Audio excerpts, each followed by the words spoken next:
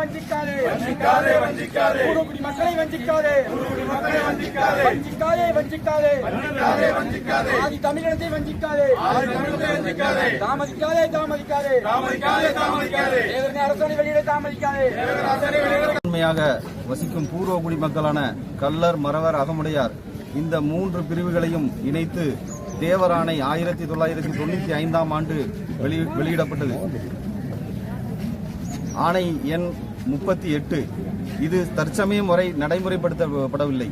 தமிழகத்தில் பெரும்பான்மையாக வசிக்கும் கள்ளர், மறவர், அகமுடையார் 3 பேரும் சேர்ந்து கிட்டத்தட்ட 23 விழுக்காடு நாங்கள் இருக்கோம் தமிழகத்தில். எங்களுக்கான உரிமைகளும், எங்களுக்கான வேலை வாய்ப்புகளும், எங்களுக்கான அரசியலும் தடுக்கப்படுது. இதை 3ஐயும் சேர்த்து தேவராணைங்கிற ஒன்று அமல்படுத்தி இது சட்டமாயிட்டு, பட் அதை தமிழக அரசு அமல்படுத்தலை.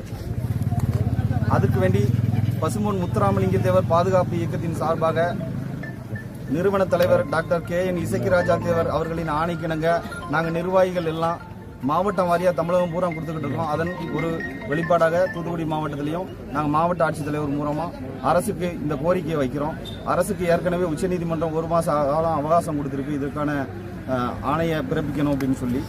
அதுக்கு வேண்டி அதை வற்புறுத்தும் விதமாக நாங்கள் மனு கொடுக்க வந்திருக்கோம். எல்லா மாவட்டத்திலையும் 20 மாவட்டத்தில் சேர்த்து நாங்கள் கொடுக்குறோம். 20 மாவட்ட ஆட்சியரையும் இன்னைக்கு எங்கள் நிர்வாகிகள் ஒரே நேரத்தில் சந்திக்கிறாங்க.